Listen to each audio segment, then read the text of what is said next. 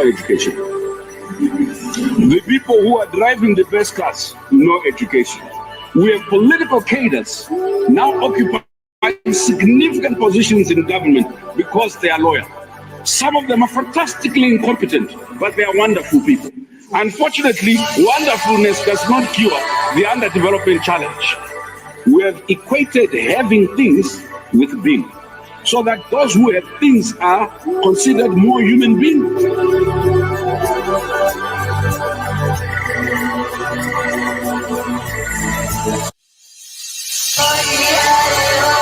There's a new force of nature at hand, stirring all over the world. They are the young people whom, frankly, we have failed, who are angry, who are organized, who are capable of making a difference. They are a moral army. And the most important thing that we can do for them is to get the hell out of their way.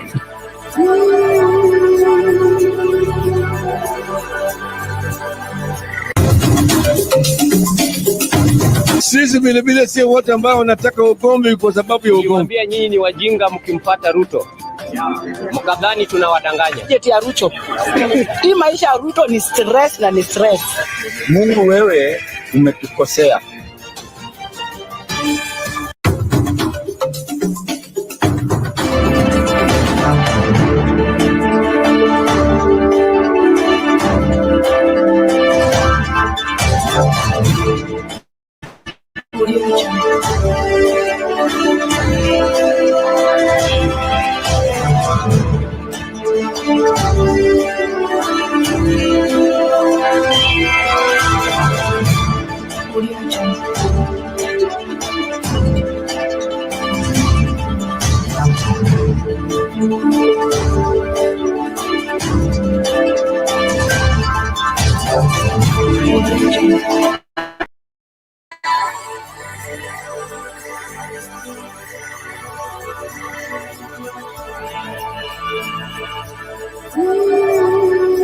We've been telling young people, go to school, get educated, then you get a good job, you'll be empowered. But in most of our countries, the people who are living the best lives have no education. The people who are driving the best cars, no education. We have political cadres now occupying significant positions in government because they are loyal. Some of them are fantastically incompetent, but they are wonderful people. Unfortunately, wonderfulness does not cure the underdevelopment challenge. We have equated having things with being, so that those who have things are considered more human beings.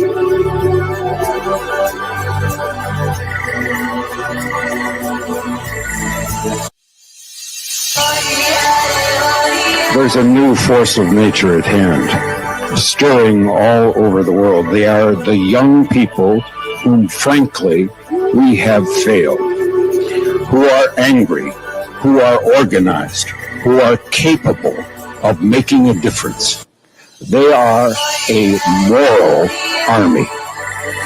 And the most important thing that we can do for them is to get the hell out of their way.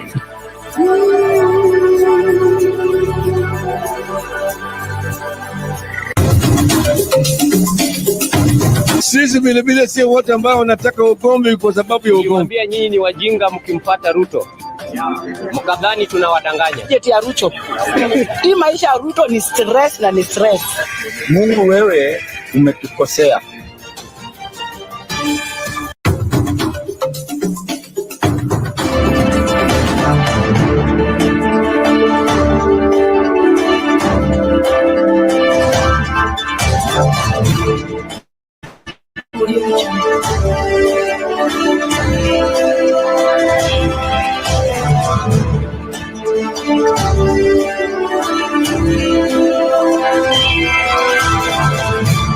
Audio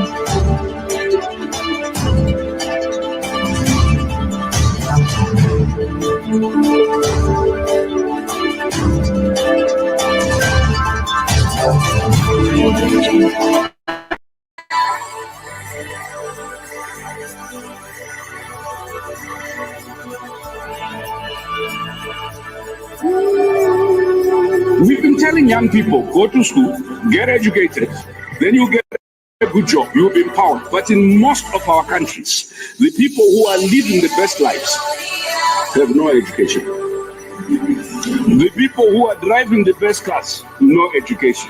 We have political cadres now occupying significant positions in government because they are loyal.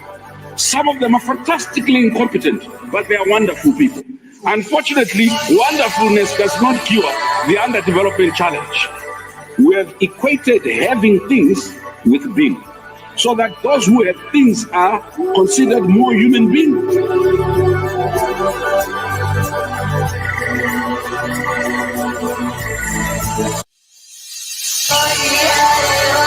There's a new force of nature at hand, stirring all over the world. They are the young people whom, frankly, we have failed, who are angry, who are organized, who are capable of making a difference. They are a moral army. And the most important thing that we can do for them is to get the hell out of their way.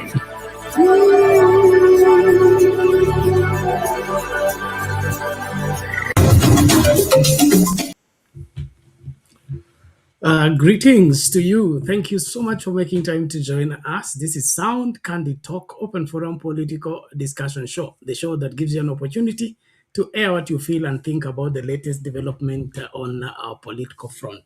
Well, Kenyans are united in condemning the actions of those that want to deter their political opponents by visiting on church faithfuls with violence, tear gas, and all manner of disruptions. And this is becoming almost a culture which is not so much to be entertained if we want to have a civil society and, of course, a responsible younger generation.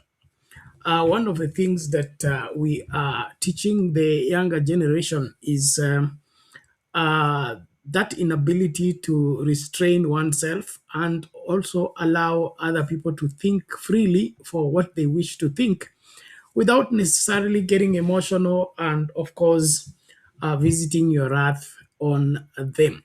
And so these actions that we are taking, whether we are government, political parties, or different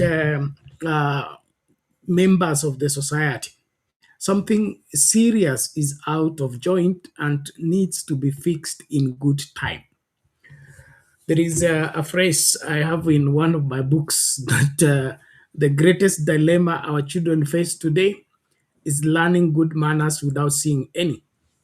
And we can be sure that our children will not always do what they see us do. I mean, they will not always do what we tell them to do, but you can bet that they will do what they see you do. And so when the government or political players visit their wrath on innocent children, women, and the elderly in the church, it is making a precedent that we cannot allow to continue. And so we'll be looking deeply into what is this that has affected our society fabric to a level whereby we don't care anymore what kind of example we are to the younger generations. Yet we want them to respect us, we want them to adhere to our leadership, and of course, do exactly like we prefer. Now, this is something that we cannot ignore anymore. So thank you as you joined from wherever you are. We are live on TikTok, we are live on Facebook, as well as YouTube. And we want you, please, to be an extension of what we're doing right here, right where you are, by sharing that link widely, liking the video, and participating in the poll question that I'll be setting shortly. Thank you so much as you join. Please tukamakinike kwa pamoja tunapoangazia masuala haya. We'll also not, of course, ignore what's boiling at the ODM political party. And of course, William Ruto came up today claiming he is the man not to beat, but the man to beat every other man by claiming that this time round is prepared to win the elections with a margin of over 2 to 3 million. Whether that is a statement for intimidation or trying to send shivers in the opposition politics, only time will tell. But that is how confident he is about winning the 2027 elections call. Whether that will materialize or not is a wait and see scenario. But why would he be talking like that? And of course, many things have changed and many factors have moved. Uh, the country is not sitting pretty anymore. And of course, is determined to buy everyone and buy everything that he can lay on his hands as long as he can facilitate his winning. So the question will remain, will Kenyans accept to be bought so that they be enslaved for another 5 years or not? And then that is all upon us as Kenyans, because the leadership of this country is not a monopoly of the leaders. It needs to be determined by the members of the public, that is the citizens of the country, constitutionally. And if the citizenry does not rise up to the occasion to see to it that they do the right thing and to secure their position in determining the leadership of the country, then the leaders will show them dust by electing themselves, selecting themselves, voting themselves in, and of course perpetuate your suffering. And so it is a call that we cannot lay back anymore about securing the leadership of this great nation. So be active, stop being laid back and passive about the future of this country. When politicians begin to talk the way they are talking, you know that there is something they are cooking. And if you don't want to be cooked with them, you better be on the right side of history by saying what must be said, doing what must be done, and resisting what must be resisted, accepting only what is valid. And what is valid is not only what is right, but what is right for the majority of the Kenyan people. Well, as we start into this particular conversation, tunakuomba tu tafadhali makinika na hakikisha kwamba wewe ndiye tunayetegemea kukaribisha mwingine ili tukajifunze kwa pamoja. So naomba tukaanze na hayo maoni ya wananchi wanavyoendelea kulaani hicho kitendo cha kuvamia kanisa, kwa sababu anayehudhuria hilo kanisa ama mgeni wa heshima kwa hiyo kanisa atoke kwa chama chako ama anatoka kwa chama ambacho upendi. Kwa hivyo kuna ile kutumia nguvu kwa polisi kufurusha watu ili asipate nafasi ya kufanya ni hutubia wale ambao wamekuja kushiriki ibada. Na hii imekuwa ndio mtindo, na lazima tuanze kuuliza haya maswali na kusema kwamba nchi hii ni yetu sote, na tusipochunga tutaipoteza kwa ujinga tu, kwa sababu hakuna vile unaweza kuwa unagombea kiti ambacho wengi wanapaswa kugombea alafu utake wagombezi wengine wakagombea. Sasa ni nini? Why should you enter a competition that you don't want others to compete when the seat is competitive? I thought if we're going for a tournament, it is also important that we play strong teams to show how strong we are. And so why should you be investing so much into cutting other teams to size, and you are not improving on your relations with those that need to support you to be what you ought to be? This reverse approach towards playing political games is not so much, something to be entertained, in my opinion. Well, thank you. Naona nani huyo brother Benson uko TikTok. Naomba mshike doria, karibisha mtu, share hiyo live tukamakinike. Na wale mnaingia studio, link iko kwa comment section. Click on it, allows our app to configure for you the camera as well as the audio. Uje tukazungumze masuala haya kwa kina. Wacha tuanze na huyu ambaye amegadhabishwa sana na swala la polisi kutupatia gas kanisani kwa sababu wanamfurusha nani? Gachagua. Hebu tukasikilize alafu turejee kwa muda mfupi. Anataka kusema hivi. Tumeona ile mambo ambayo ilifanyika kule Nyeri, Odhaya, kwa kanisa. Ni mambo ambayo inashtua sana. Inashtua kwamba mambo kama hiyo inaweza fanyika Kenya hii kwa kanisa, sio mahali pengine, kwa kanisa. Of all the places, kanisa ndio hiyo mambo inafanyika hapa Kenya. Yani this government has reduced Kenya into an Afghanistan. Kenya imekuwa kama Afghanistan. Magoon criminals walking around with the AK-47, with the guns, marauding criminals, attacking people in churches in this country. Who will protect the people in this country? Who will protect the people? If criminals can attack people in churches, criminals attacking people in churches, armed criminals, armed with guns, attacking people in churches. Na President Ruto aliingia kwa power kupitia kwa platform ya kanisa. Ruto aliingia kwa power kupitia kwa platform ya kanisa. Alichaguliwa kama Mkristo. Ruto alichaguliwa kama Mkristo. Alichaguliwa kama Messiah. Ruto alichaguliwa kama evangelist, kama pastor. Ruto alichaguliwa kama deacon. Watu waliamini Ruto ni Mkristo. People believed that Ruto was a true Christian. People believed, people were lured to believe. People were deceived that Ruto was a Christian. Lakini chini ya utawala wa President Ruto is when we are witnessing evil in this country. Under President Ruto is when we are witnessing the worst evils. Attacking people in churches, tear gassing inside a church where there are children and women, vulnerable people in church, and you throw their tear gas. Under President William Ruto, even Moi was a dictator, but Moi would never have sanctioned the tear gassing of people in a church.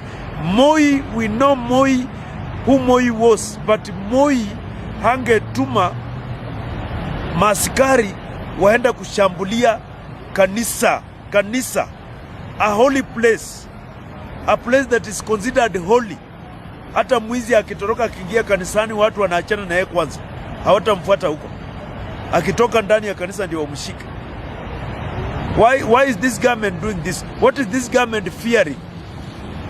Mbona vita ya Ruto na Gachagua wanaingiza ndani watoto na wamama, innocent children being tear gassed in a church in this country called Kenya, a country which was once a Christian country before Ruto came to power. Before Ruto came to power, Kenya was a Christian country. Before Ruto came to power, Kenya was a country that respected God. Kabla Ruto ashike uongozi, hatamu ya uongozi ya Kenya hii, Kenya ilikuwa nchi ambayo inamheshimu Mungu. Kenya ilikuwa nchi ambayo ni ya Ukristo. Lakini saa hizi hakuna kuheshimu Mungu, hakuna Ukristo, kwa sababu watu wanavamia, majambazi wanavamia mpaka makanisa wakiwa wamejihami kwa bunduki na tear gas, na nia yao ni kuua kwa kanisa, kuua. Why is this government doing this? What is this government fearing? Kama mnataka Gachagua, hakuna njia nyingine mnaweza pata Gachagua. Mumshike, kama akona makosa mumpeleke kotini. That is what the law says. The law says if somebody has committed a crime, arrest him and arraign him in court. Kama wanatafuta Gachagua, wamtafuta na njia nyingine. Do not go in a church where Gachagua is and tear gas people. It is wrong. It is wrong, Dr. William Ruto. It is wrong. It is a sin to tear gas people in church. Ni dhambi. Ni dhambi, Dr. William Ruto. Ni dhambi kupiga watoto tear gas kanisani. Ni dhambi, Dr. William Ruto. Ni dhambi, inafaa utubu. What you are doing is not good. What this government is doing is not good. sending armed criminals, a militia, to attack innocent people in churches. Okay, there you have it. Kenyan, they are very much outraged by the action taken against former Deputy President Rigathi Gachagua, and taking it to a level that is unbecoming. And I believe every right-thinking Kenyan will not support such.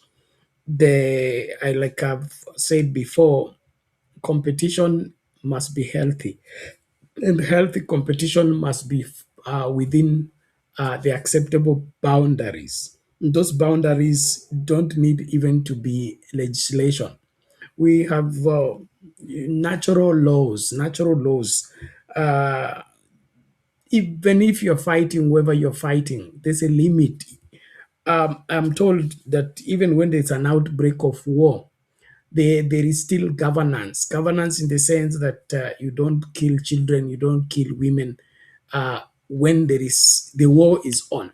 So this aspect of us going overboard with our so-called political persuasion to a level whereby we are not adhering to what should be, in my opinion, it is overstepping, and Kenyans need to come together and say enough is enough. If we want to compete on athletics, we do it quietly. We compete football matches, we do it quietly. Why is political competition turning into a violence, and a violence in unlikely places? Unlikely places is in a church. The church is a place where everybody goes. The elderly, the young, the children, the including lactating children. I mean, lactating mothers with their children. It's a place where you don't even need to protect yourself, because it's a secure, serene place that we go to connect with our spiritual heritage. And so, this aspect of us losing it to a level whereby we are not afraid of sacred places, it is sending a message that should not be ignored by the majority of Kenyans. And so, if the William Ruto administration is so threatened to a level whereby they are taking these drastic measures, then Kenyans need to be very much aware of what they are dealing with and take notes, and then, of course, take caution. One of the sad thing is that even after all this, you will still get Kenyans supporting it or defending it, looking for a way to defend it. And that to me is, what do I call it? That to me is not even ignorance, okay? It is choosing slavery, deliberately giving oneself to that place of knowing what is right, but not doing it. Knowing what is right, but not doing it. So I would urge Kenyans all over, let us not play games. There are people, when they are left alone, they will wreak havoc and render this country unable to, to be governed. Because just an example, if now goons are being armed by the law enforcers to go and disrupt a peaceful church service, what happens when now the law enforcers want to stop the goons from doing what they want to do? Or there now rises a fallout. Now there is harmony, there is collaboration, there is harmonious, controlled way of operating where police can hire goons to do evil and then be protected by police. What if there is a fallout between the goons and the police? What are we going to use to contain the situation?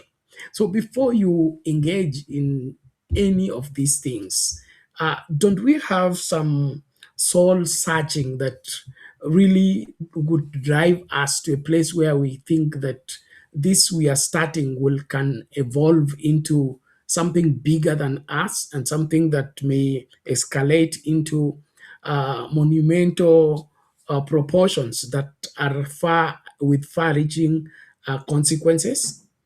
Have we quickly forgotten the Mungiki issue? The Mungiki issue started as just a militia group, just like the Goons thing, and it escalated. It became an empire, and it took ruthless, senseless, and careless. Most of it was even a violation of the law to be able to gap and to be able to contain the Mungiki force. Why can't we take notes and be able to understand that we cannot support evil and not suffer the consequences of the same? If William Ruto wants to be in control of this country, then he should be able to ensure that he governs this country rightly. But empowering the goons and the lawbreakers to go and be supported by the police to break the law, it's inviting what you will not be able to handle. And then, of course, the stakes for the 2027 elections are high, and we are even making them higher. If this is the case, everybody is going to arm themselves. We're going to arm. Somebody sent me something I'll be sharing shortly about a student who went to school and is armed with a knife. Okay, now those are the things that I'm talking about. Armed with a knife, and then of course, fortunately, when they were doing checkup, they discovered he's hiding a knife in his belt. And now the questioning started, and the boy's explanation is that he's being bullied in school. And every time he tells the teacher doesn't do anything. And so he decided he will come to defend himself. And so he armed himself.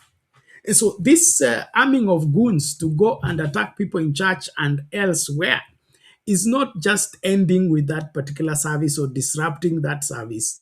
It is starting something that we may never be able to contain. Our children are learning from us, and they will go and duplicate it in their school at their level.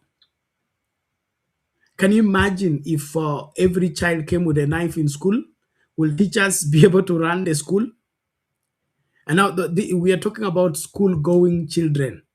What about the university students?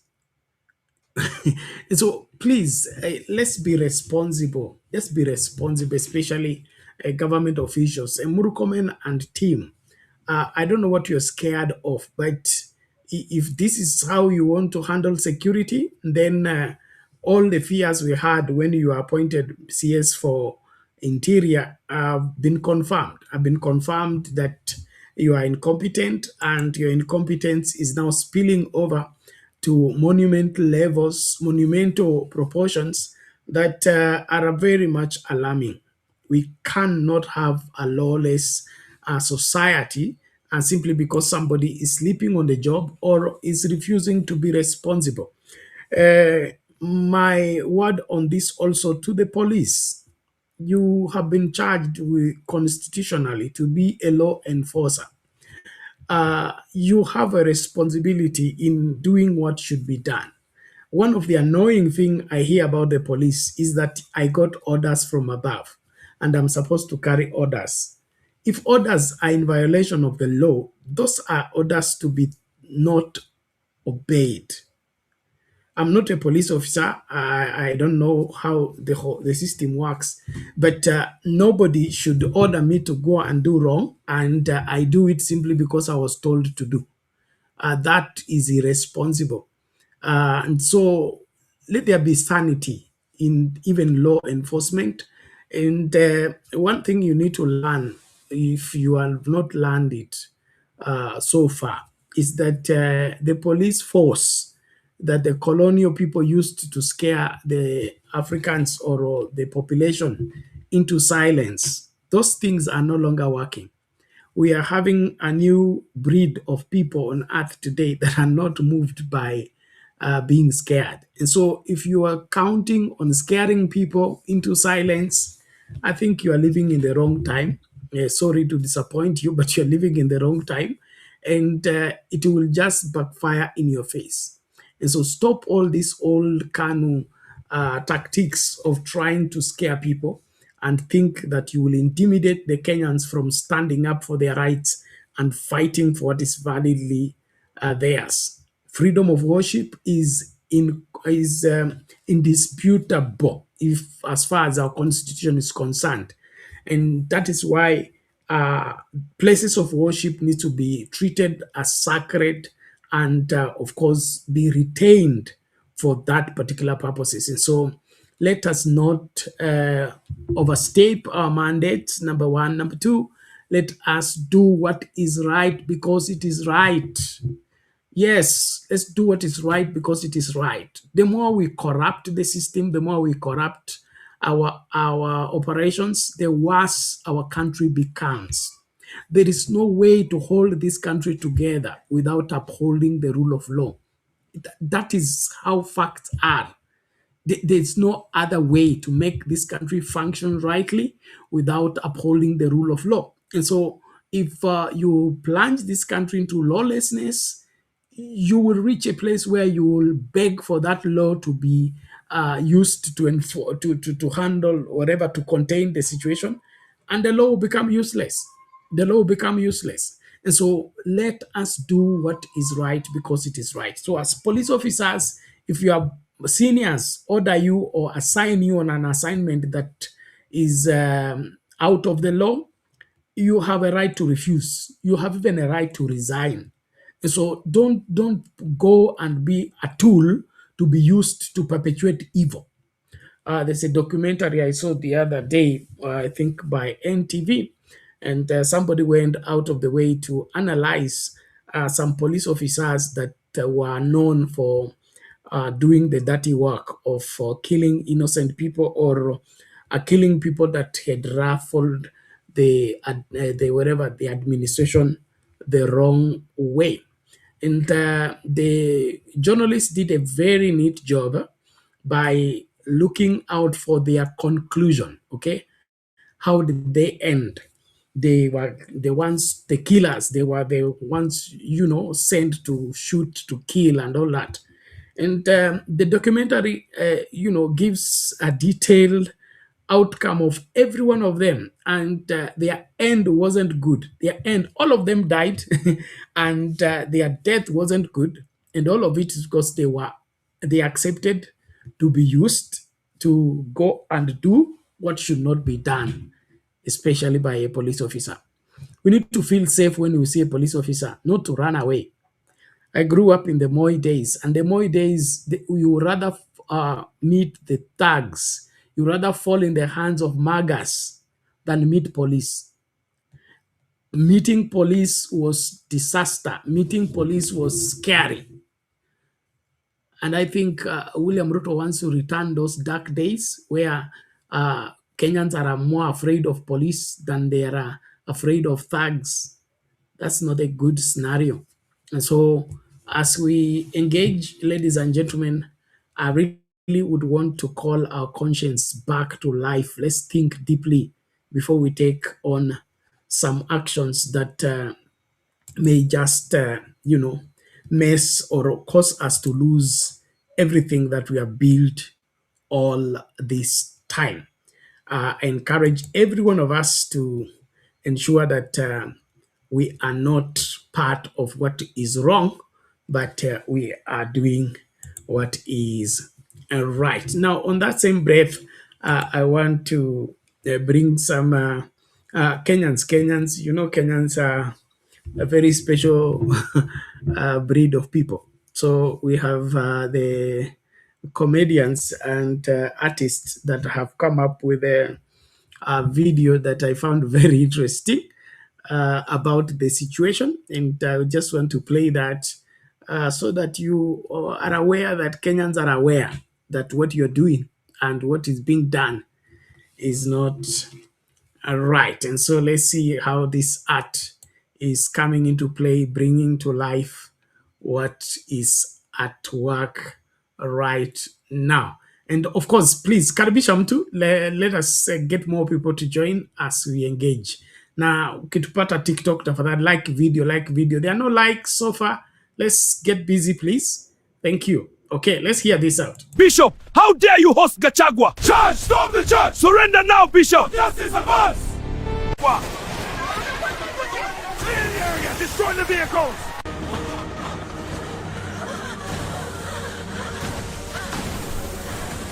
I'm done! Put on! Mission accomplished! Stop! You're under arrest! You'll never catch over the fence! So long, officers! We're investigating what happened. Bishop, how dare you host Gachagua? Charge! Stop the charge! Surrender now, Bishop! Justice of us! What? Clear the area! Destroy the vehicles!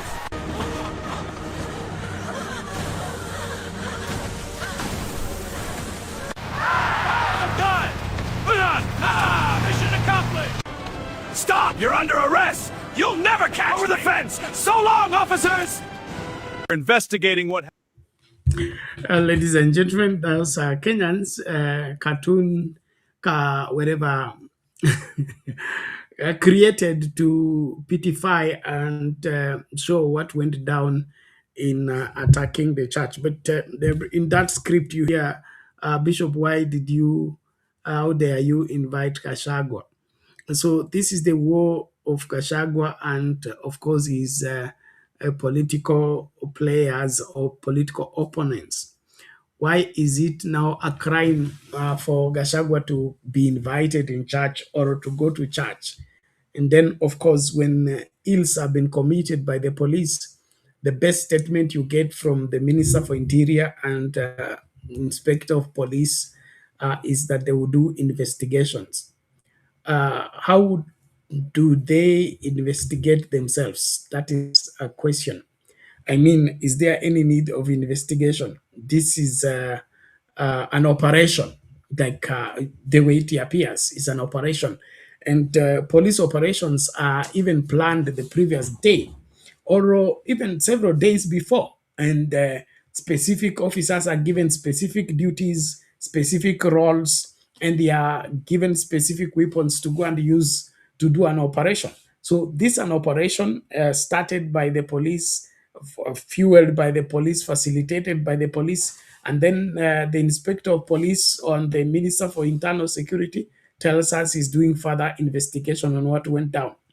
Let us just own it up. We are a mess, and this mess that we are causing is going to cost us dearly. It's going to cost us dearly.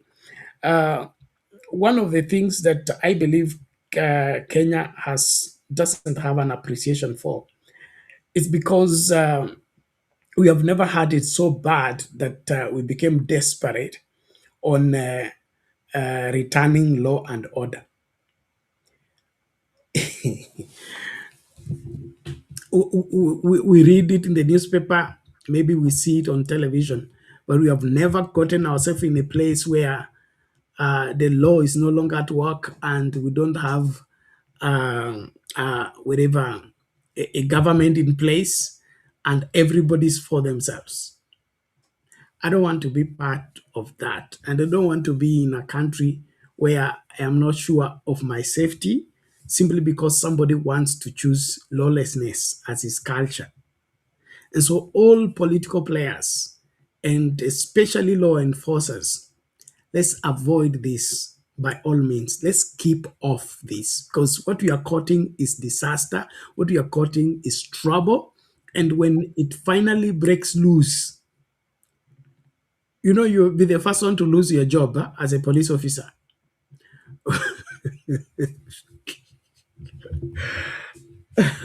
I wasn't old enough in 1982 when there was the alleged attempted coup. But I think I was old enough to understand what was happening. But the first announcement was when the army declared that they have taken over, is that all the police are now civilians. Hakuna watu wanapoteza kazi haraka kama polisi wakati serikali imeanguka. Sijui kama mnaelewa hii. Mtu wa kwanza kufurushwa, mtu wa kwanza kuwa declared ni raia, ni polisi. Now I'm not saying there is any plot of any coup anywhere, but I am saying the more you refuse to do your role rightly and ensure that the society is built on the right foundation and values, the more you put your job at risk. Wakati wewe unashindwa kufanya kazi yako mpaka unaenda kuchukua magunzi wakutumie kufanya maovu, okay, watumie kufanya maovu, then baadaye unakeuka kwamba unataka kuarrest kwa sababu amevunja sheria. Huo ndio mchezo mnacheza.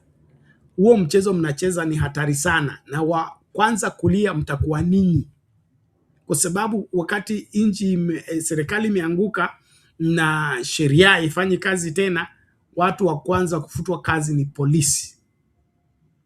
Kwa hivyo linda kazi yako, na kulinda kazi yako ni kuhakikisha kwamba unatekeleza majukumu yako ipasavyo. Na kama mkubwa anakulazimisha kufanya yasiyostahili, afadhali ujiuzulu kuliko kukubali kutumika kwa maovu. That's all what I'm saying. There's no need for you being an instrument of crimes or committing crimes while you are in police uniform or you are using police vehicles and all that. And then sasa saa hii ndio mmepata mafuta ya kwenda kuattack watu wakiwa kanisani. Wakati mnaitwa kwa dharura mnasema gari halina mafuta. Hebu tuamke kutoka kwa usingizi wetu na tutekeleze wajibu wetu. And watu wote wanaruhusiwa kwenda kanisa, mpaka majambazi, wezi na wote, prostitute, kila mtu anaruhusiwa kwenda kanisa. Lakini msitumie kanisa kama mahali ambapo mnakwenda kushika wahalifu. Muongoje huko kwao, o ama barabarani, ama kwa political party arenas, not in a church. And if you must arrest somebody from the church, then wait for come attend the church service. After the church service, you have marked the person you need to arrest. Follow the person quietly, whisk him away, and arrest the person with due papers, court order, or whatever accusation you have against the person. But not going to disrupt a whole, solemn service simply because you want to score political points. It's madness. It's madness. So police, mkikubali kutumiwa na wanasiasa vibaya, basi malipo ni hapa tu. Kwanza hayachelewi. Nimewaambia hiyo documentary mtafute, iko YouTube, ilitengenezwa na NTV. I'm sure it's NTV. Yeah, wale mapolisi walikuwa hatari sana, na walikuwa trigger hungry, okay? Trigger happy. Inaitwa trigger happy, yes. What happened? Their end wasn't good. Their end wasn't good. And so please don't sow what you don't want to reap. Yes, don't sow what you don't want to reap. Be careful on how you go about what you're going about. That is what I can say on the same. Well, thank you everybody that is part of this conversation. Okay, namuona hapa George Gitau anasema kitu cha muhimu hapa. Anasema William Ruto is not a Democrat. He is one of the most corrupt leaders in Kenya today. He risks prosecution once he leaves office next year. Little wonder he's now in a panic mode, and the time is ticking and the ground is shifting against him.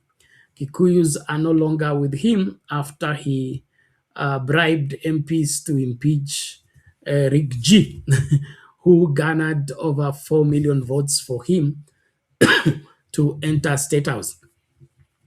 Yeah, and then I agree with you that he is in a panic mode, and that's why these things are happening. But on the other hand, there is an analysis that had been done by Kumekucha brand on YouTube, and he talks about the narcissists and their character. And one of the character of a narcissist, or rather A narcissist never bows on mockery and ridicule.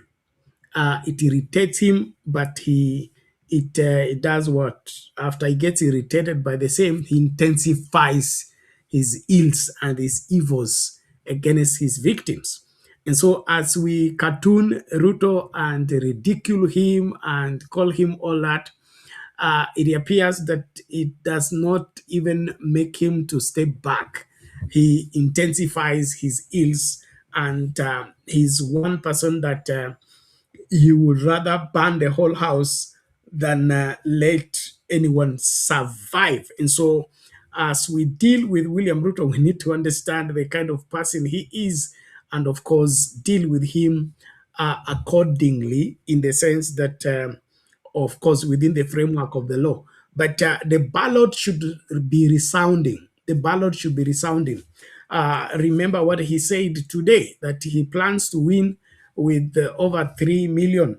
And so it means he has already gotten that 3 million somewhere, kept them to use as a balance. You remember the rumors that came from Malava, and of course, was it not Imenti or with them? Where there was the Mudembe man, or Mudembe man. They performed decently poor. The UDA candidate in Malava and the UDA candidate in that north place, was it North Imento or whoever? I'm mixing the name, but it was in Tarakaniti, I think so. And so rumor has it that they performed very poorly. In the sense that the difference between the winner and the loser was, the margin was so wide that they had to delay the election results to get the difference. And the difference was so much that they had to get over 20 or over 10,000 votes to match up, and of course rig themselves back into victory. And so we need, as Kenyans, to take notes, not only what they are saying, but what they are not saying. If Ruto begins to talk about 3 million, there is a 3 million somewhere. And that 3 million needs to be contained now. There has been also talks about how Azimio lost the elections, and the only understandable explanation on why Azimio lost the elections was negligence. They had everything going for them. They had all the voters, the machinery, and all that, but they neglected to do what should be done in terms of securing the vote. And securing the vote means they got the vote, people voted for them, and they won the elections. But they didn't go an extra mile to ensure that after the people have voted, they are helpless in terms of ensuring that whatever victory that they have registered is secured. And of course, when you see the electoral officials begin to play wherever delay games, you know that there is something cooking. If the Azimio, if the 2022 elections was announced we voted on the 9th, if the results were announced on the 10th or on the 11th or on the 12th, Raila Odinga will be president. But when Jebukati began to dal and say, oh, he has 7 days to declare and all that, it was within those 12, from the 13th, when things began now to go the other way by the now adding up of fabricated results. And so something serious, we need to take what Ruto says serious, by reason of ensuring that we safeguard ourselves against those claims. Because when we stay and the only thing we issue is threats and, of course, declarations, then we'll prepare to be victims again. And that, to me, doesn't sound right. So let's watch out, and let's ensure that we are not just talking about sending Ruto home or making Ruto one term. We are either registering as voters or getting more people to register, securing our IDs, and of course ensuring that the people that are going to vote don't miss to vote. If we watch each other and secure each other and ensure that everybody votes and the majority of us vote to make Ruto one term, it will work. But if we want to lay back and wait and see, then of course what you feared most will finally happen. Well, let's just hear him shortly and then get back. Thank you. Listen to me, guys. This election in Akuja, we want to win by a margin of between 2 and 3 million. Mnanisikia? Wacha nirudie. This election, the last election, we won by a margin of 200,000. 200,000. This election, we must win by a margin of 2 to 3 million. Ndio tuunganishe Kenya, tutembee pamoja.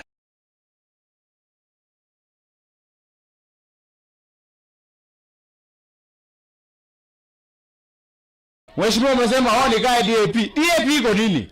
Ukiweka hapa Eugene Wamalwa na uweke William Ruto, nani atashinda mwingine? Nani atashinda? Ukiweka Kalonzo Musyoka penye naniambia nifuate nibaki huko. Ukiweka huyu Kalonzo hapa na uweke William Ruto, nani atashinda?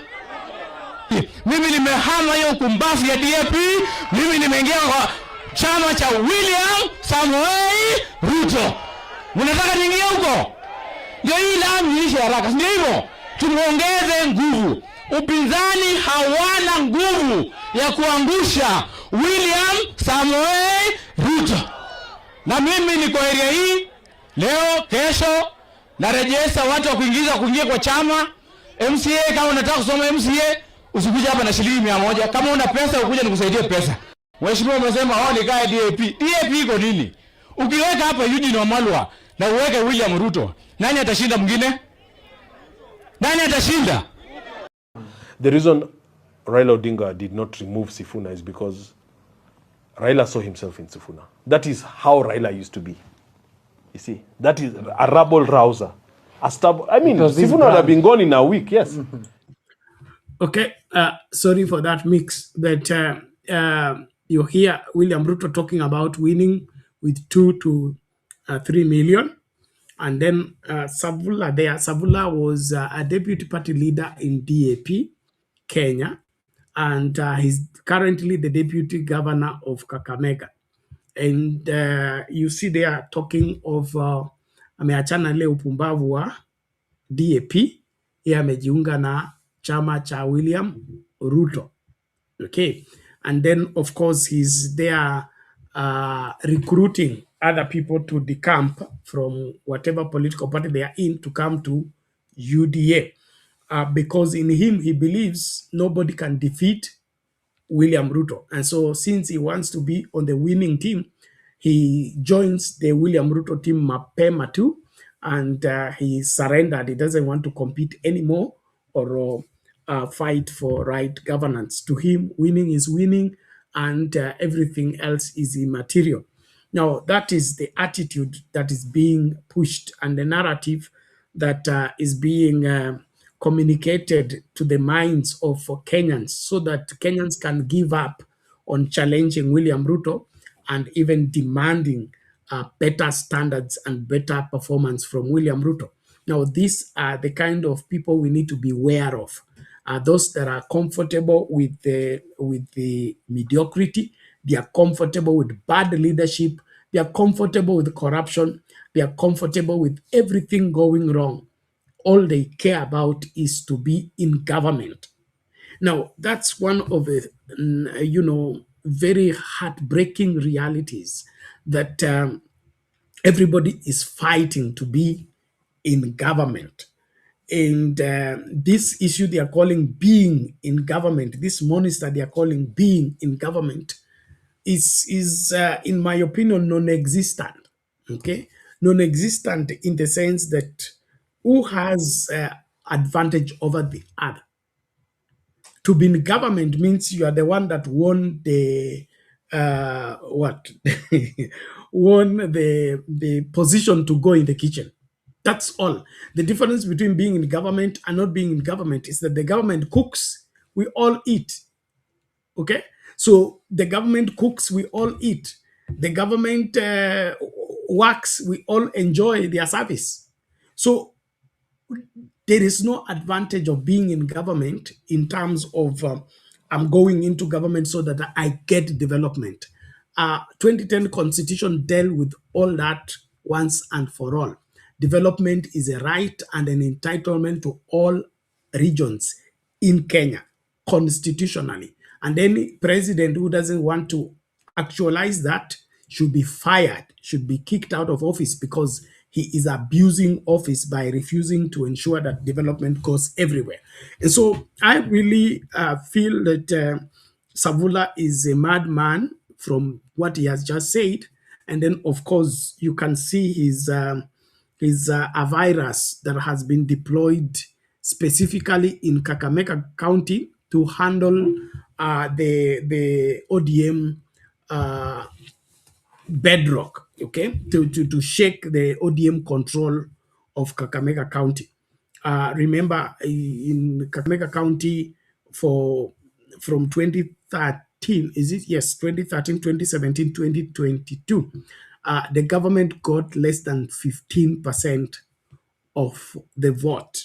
Okay, and so it appears that as William Ruto is pretending to be, courting ODM for negotiations, he has deployed people like Savula, who has money. You saw the way he's talking about money, to be working in the back office to ensure that by the time Oburu and team go back wakisema maneno ya linda ground, there will be no ground to linda, because if Baraza is UDA and Savula is UDA, Otuoma is UDA, or Tichiro, you had him the other day, is UDA, what remains? And remember, all those three governors are ODM. They are in office courtesy of ODM ticket. Otuoma in Busia, Otichilo in Vihiga, and Baraza in Kakamega. Now, if all of them convert to UDA, the ODM control of Kakamega is lost. ODM control of Western Province is lost. And when that happens, who will be laughing? It's William Ruto. Who will be crying? The ODM fraternity. Because after ODM loses Western, it loses Kisii, then it loses where? The Ma community. It becomes one small thing there that nobody will notice. Okay? It may even end up being a non-parliamentary party. That's how bad things look. I don't know whether Oburu and Wanga understand this, that ODM can lose being a parliamentary party. And when that happens, nobody will take interest in ODM anymore. And so if there is any wisdom in remaining in Oburu, Wanga, Junet, and the rest, they need to see this thing for what it is. And that is, William Ruto is not their friend. William Ruto is their competitor, and is competing even in helping them and sponsoring them, giving them those capes. Somebody asked, why is William Ruto adorning himself into yellow with an orange cape? Okay, is in that political statement. He's saying he's UDA, but he's the ruler of ODM. And those are some of the things that the ODMers, genuine ODMers, need to take serious about that entire thing, because the William Ruto influence in the ODM or infiltration of the ODM family is dangerous for the party. It's very dangerous for that party. And from the look of things, ODM will never be the same, not because Baba is dead, but she has sold herself cheaply, allowed their stomach to lead the way, and of course, the outcome is not impressive at all. It's not impressive at all. And so we would encourage that we wake up. And so people like Savula should be ignored, number one. And number two, they need to come to their senses in understanding that there is more to elections than winning, and there is more to election whatever leadership quest than just winning an election. And the reason we fight for leadership is to provide better leadership, not that who can win and who cannot win. And so when we reduce our election competition to who can win and who cannot win, who has put together which communities that are a majority or minority to win, that is where we lose the argument. And in the process, we end up having a thief as the leader, having a robber as a leader, having a corrupt person as a leader. And that's the end of the story. And so I would call on us as Kenyans to shun this cheap politics of being bought over, because hapa ni pesa zinaongea, sio akili, sio kichwa, sio hekima, hata ni pesa zinaongea. Na wakati tunaruhusu pesa kututawala, basi hatuna uhuru tena na hatuna uwezo wa kusimamia haki ya wengi wa Wakenya, na hiyo inauma sana, kwa sababu haki ya Wakenya imeletwa kwa damu nyingi, kwa kupoteza maisha mengi. Hii 2010 constitution haikuandikwa tu kwa sababu inaandikwa. The struggle has been on for ages, and people like Savula, Baraza, and Otuoma and the rest, as they talk right now, they don't envision and look at the 2010 constitution as an important document. To them, the most important thing is to go to State House. One of the other things that is disappointing is Wamchomba. Okay, Wamchomba has been on the forefront, speaking for the people, resisting the Ruto administration, calling the Ruto administration scandalous, okay, and things like that. But today she was in State House, and she's proudly there, and she claims that her own is 3-term and the president is 2-term. And so you beginning to see that the fallen tree, the stem is not far from it. Okay, no matter what they say, what they do should count more, and therefore Kenyans should understand that the politicians are players, and they can play whatever card they want to play. We as the Kenyan people should stand up and say enough is enough. And so what is becoming of our country in terms of the violations and the excesses that are being tolerated is a dangerous game. It's a dangerous game we are playing. Let us stand against what is unacceptable. The moment we accept evil, it takes root, and when it has taken root, it becomes very difficult to override it. It becomes very difficult to correct it. And so let us not entertain and accept things like what Savula is saying there. It's unacceptable, and it should not be entertained. Secondly, William Ruto is going into these elections as a competitor, not as the chairman of IBC, not as the in charge of elections. And so it is wrong for him to begin to claim that he's going to win these elections with 2 to 3 million. Okay, based on what? And so this should serve as a signal in Kenyans appreciating that although we have I in the IEBC, that I in the IEBC is not independent as it is meant to be. And there are some external forces that are calling shots in the IEBC. And if we are not vigilant, we may be victims again, just like we have been a victim 2013, 2017, 2022.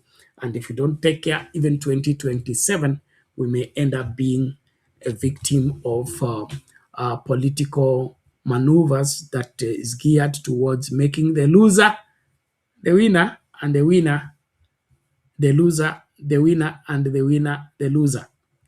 A very sad reality, but we have lived with it all along. And so it is not a wonder when it happens again. My question is, will we let it happen again? Are we ready to run that risk again? Let's wake up and do the right thing. Well, thank you as you join. Thank you so much for the likes. Asanteni sana. Tafadhali to like video and then to participate. Comment yako pia tunasoma hapa. And then of course link ya kutumia kuingia studio, wale ambao mnaingia studio. Sijui msimamo kwa wapi na Ondumani na mzee Jakindube. Wakija sawa, wasipokuja basi nitajitahidi kuchambua ile inawezekana, alafu tutasonga mbele. So there is that Savula thing with the which needs to be avoided by all means. Now, I want us to change a bit. We'll come back to politics later.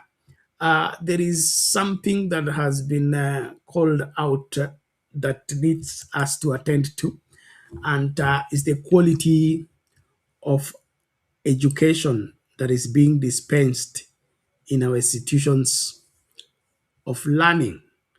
There is some literacy report card here that I ran into that is very disturbing. So let's just hear it out and then say one or two things about the same. Well, still on education matters, a new national education report has raised concerns about what Kenyan children are actually learning in school. The Foundational Literacy and Numeracy Assessment 2025 by Usawa Agenda shows that while more children are enrolling in school and literacy levels are improving, basic numeracy skills are stagnating. According to the report, 3 in every 10 grade 6 learners cannot solve a grade 3 mathematics problem despite having progressed through the curriculum. The assessment also highlights persistent regional inequalities. Arid and semi-arid land counties account for the highest number of out-of-school children nationally, while learners in refugee community schools significantly underperform their peers in both literacy and numeracy when compared to public and private schools. Children living with disabilities face even greater barriers. Nationally, 19 out of every 100 school-age children with disabilities are out of school. Now, among children with mental disabilities, 34 out of 100 are not enrolled, while 12 out of 100 have never enrolled in school at all. The report further shows that 1 in every 4 children with speech impairment drops out of school after enrollment, pointing to gaps in support systems within schools. However, the report shows progress in areas to education, with 94 out of every 100 school-age children in Kenya now enrolled in school. Well, still on education matters. Okay, there you have it. Although we have more children in school, those that have gone through school and cannot perform to their level are increasing, and that speaks volumes.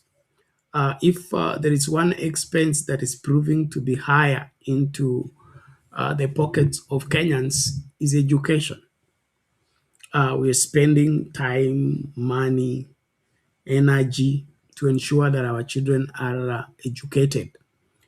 But now, after paying all that, they go to school, and the training being given there or the teaching that is taking place there is not commensurate to the demands that are being leveled to the parents. So what will make a child in grade 6 not be able to do a mathematical problem of grade 3? I mean, why should that be the case in the first place? And it's not a small figure. And so what's happening here is a sheer manifestation of one, negligence, two, we are not serious about education anymore as a country. We're not. I think we gave up as far as believing that education is the key to success, and education is the greatest inheritance for our children. Our parents believed in that, and our parents practiced that. But it appears that today's parents don't believe that education is an important investment and an important asset as far as upbringing of our children is concerned. We now treat education as optional. And this is not sitting well. This is not sitting well because it's a time bomb. One of the worst things that will happen to this country is when we'll have a semi-literate person as president. And from the look of things, you're going to end up there. We're going to have a semi-literate person as president not long from now. And that is because of what? We are playing with how we are handling children as they go through school. My high school principal, Mr. Washira, used to say as an invite to, or rather a welcome speech to the Form 1s. He said, you have entered the school and you admitted either Form 1A, Form 1B, or Form 1C. And from there, you will be going through Form 2A, Form 2B, and all that. Then you will leave in Form 4S or Form 4T or Form 4A. And says, as you'll be going through these classes, please allow the classes to go through you.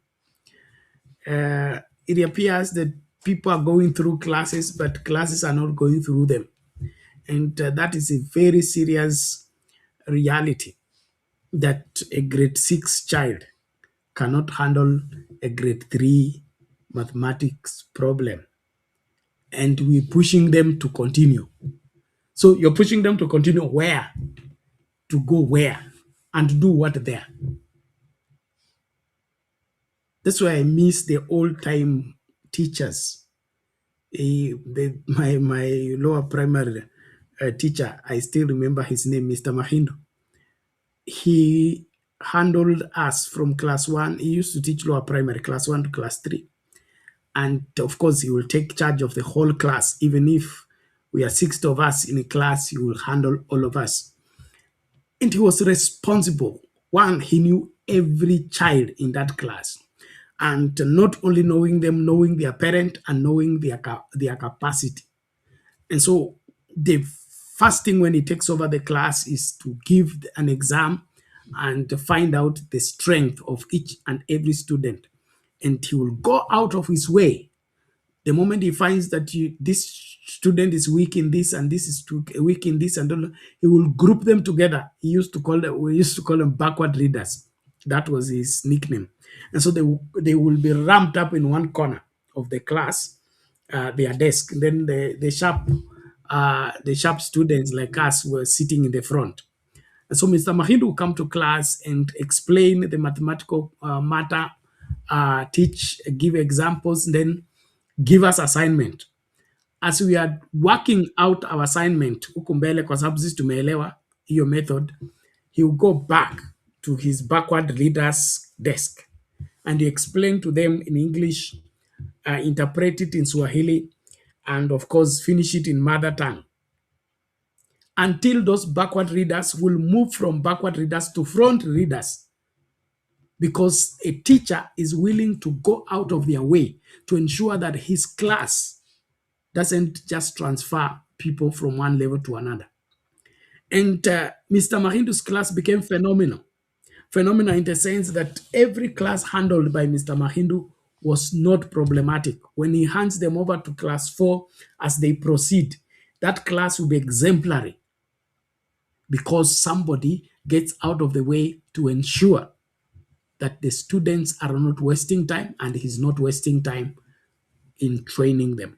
And so I really would call us to our senses, especially those of us that have an opportunity to handle students.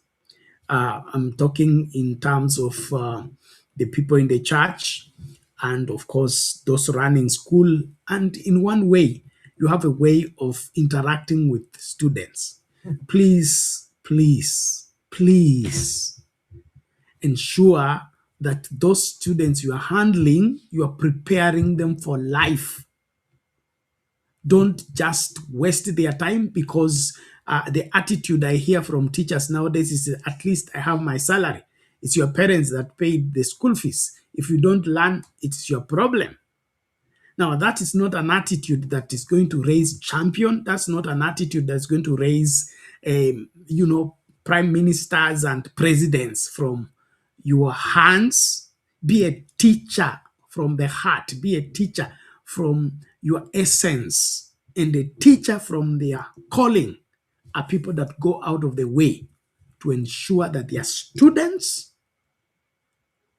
are handled rightly. So tuache hii mchezo ya kucheza na masomo, na kama masomo ni ya muhimu, tupatie huo umuhimu na tuhakikishe kwamba inafanyika ipasavyo. Don't be a teacher that derails the children, waste their time, and of course, hands them over to the next class without caring. Now that we have different, what is it called? System of education, the CBC. Things must be done rightly. It pains that a grade 6 child cannot handle grade 3 mathematics problem.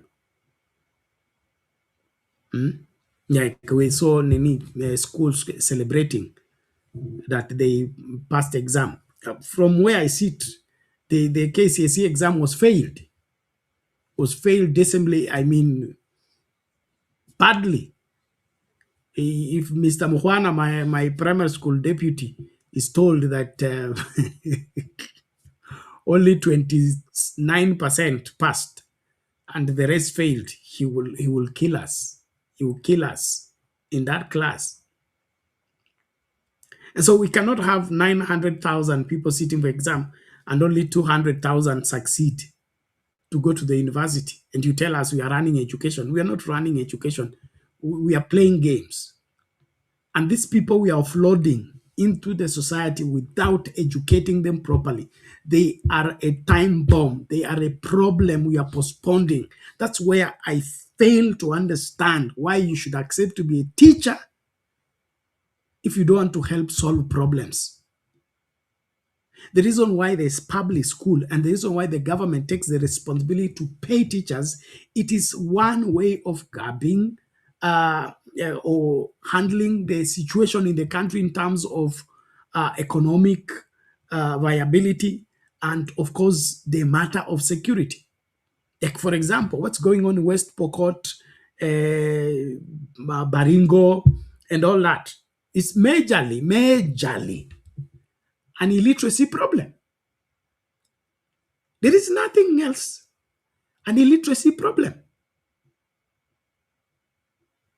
Take development to West Pokot.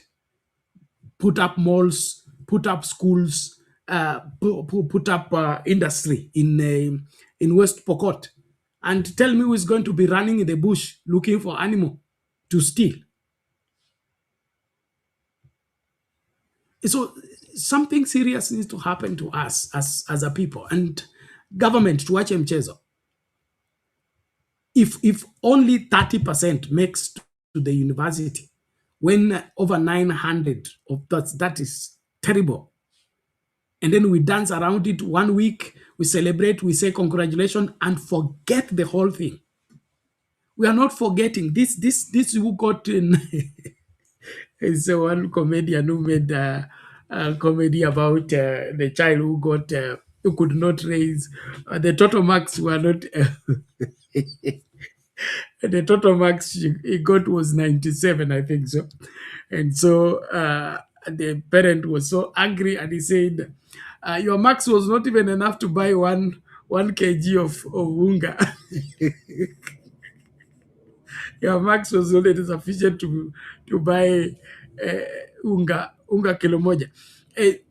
What I'm saying is, let's not joke with the education, for heaven's sake.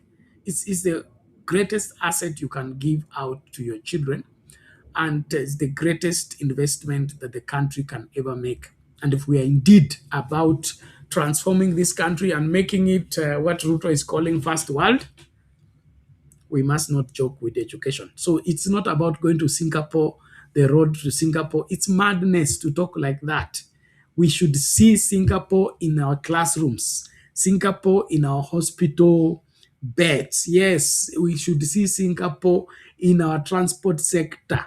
When we see machinery put in place, policies put in place that are geared towards in the next 10 years, our level of literacy should have reached this place. Capability, our level of industrialization should have reached this place. If you give me that roadmap, I will hear your Singapore story. But if all you are here is to tell me about Singapore because you have faith and the people who don't accept it, they don't have brains, you are joking. You are joking. And so I really would want that everyone takes charge in ensuring that we don't joke around with education. Education is too important to be left in the hands of irresponsible teachers and, of course, irresponsible players. And then, of course, there was that aspect of the analysis showing the way education is, or rather, the poor education intake, and of course, adjudication in semi-arid areas, and of course, the refugee camps. Now, that also needs to speak to us. That also needs to speak to us, and speak to us in the sense that let's do what is right. Let's do what is right. One of the things that went well, and I think this was reported by, I think, Raphael Tuju, he said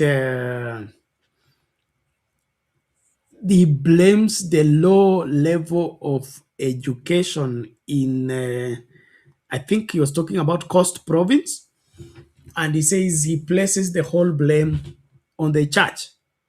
And so we wondered why church. It says the first church was established in somewhere Rabai in Coast.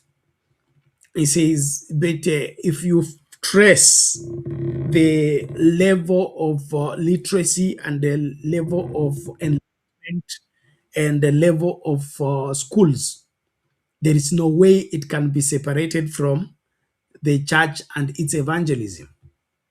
Everywhere the church went, and there was a school, there was a hospital, and things like that. And when you look closely, like the Western Province, most of the schools are faith-based. They are church-led, okay?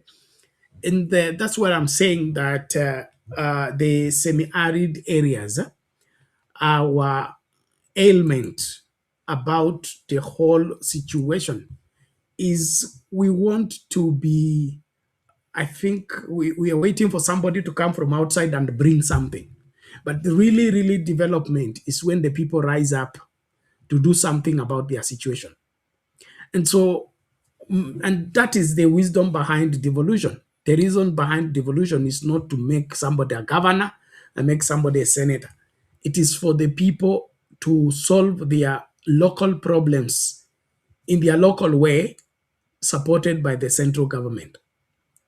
And so as a governor of Marsabit, governor of Mandera, governor of Garissa, governor of Wajir, your whole business should be what is needed in Wajir as an important requirement that will help enhance development in the place. 1, clean water. 2, sanitation. 3 is the aspect of the level of education. One way of attracting better teachers in your place is good housing. Good housing, because I'm not going to move from where I have a house and I'm living comfortably to go for what is called there is what is it called there's something called what is it called? There's some compensation that is done into when you are a teacher in those harsh areas. And so that compensation is not a motivation enough. And so if retaining a teacher is a problem because of housing, then you address that housing problem.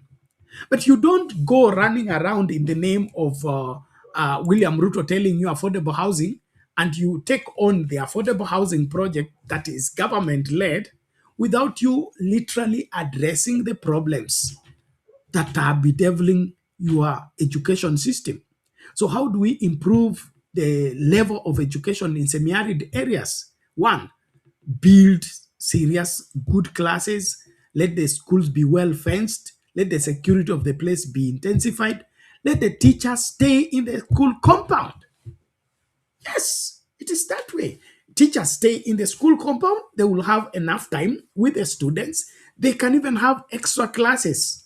And so this aspect of governors behaving like strangers and visitors, it's annoying to say the least. And so, in my opinion, we are joking. But education is too important for us to play with. Well, thank you very much. Namuona msimama ameingia. Naomba sasa niachie yeye nami ni ka meze mate. Msimamo, hali vipi?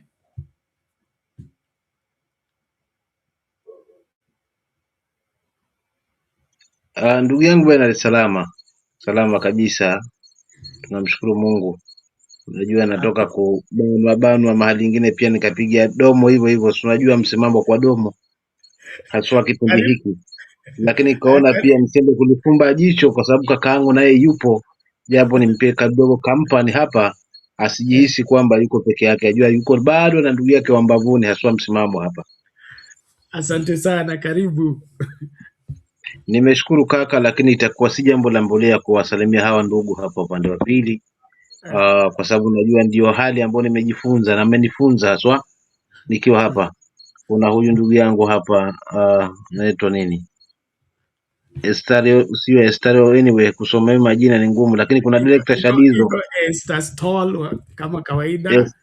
Shadizo, haya kuna Shadizo wetu hapa, kuna Gitonga Butau, pia kuna Benson hapa ambaye amenikamua mida hii si mbali, nikaona pia nimpe shavu pia na nimpe shavu kidogo, nikaona pia nigawe kote. Huyu nimpe shavu na ndugu yangu nani, huyu ni Benson na huyu ni Bernard, wote niwape shavu maana ni wanangu wa mbavuni.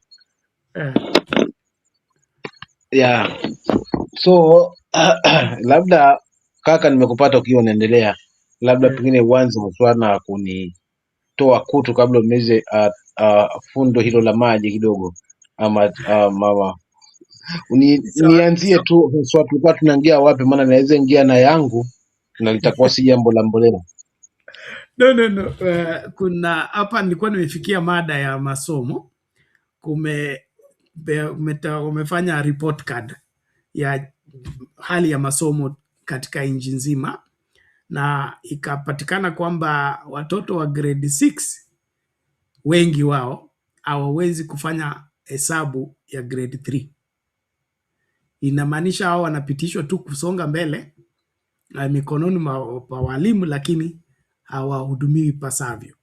Alafu wanasema kudorora kwa elimu kumezidi sana maeneo ya semi-arid ya northeastern and the rest.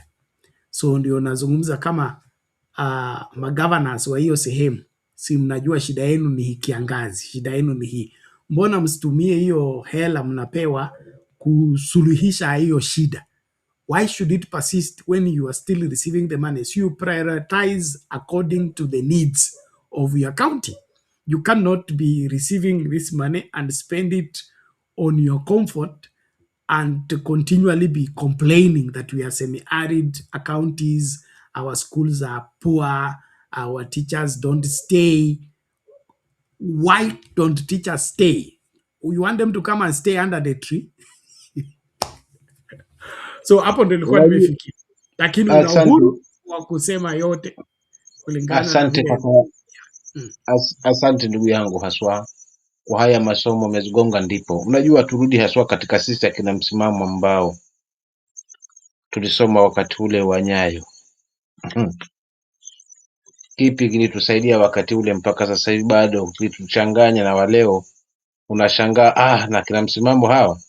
Lakini pia ukishangaa sisi, tazama walisoma class 4 kama utapata hiyo age, maana sasa hivi ni watu wazima 70 and above waliosoma class 4. Unaweza zungumza naye hapa tena akakupigia kizungu kingine hujawahi kukiona maishani, na ni class 4 wakati huo. So utofauti wa sasa na utofauti wakati huo, tulikuwa elimu ilikuwa inachukuliwa kipaumbele sana sana sana. Bado ile kwamba ilikuwa ni ajenda, lazima watu wetu waondokane katika ujinga, maana ndio mambo ambayo manne waasisi wa hili taifa waliatilia pondo zaidi.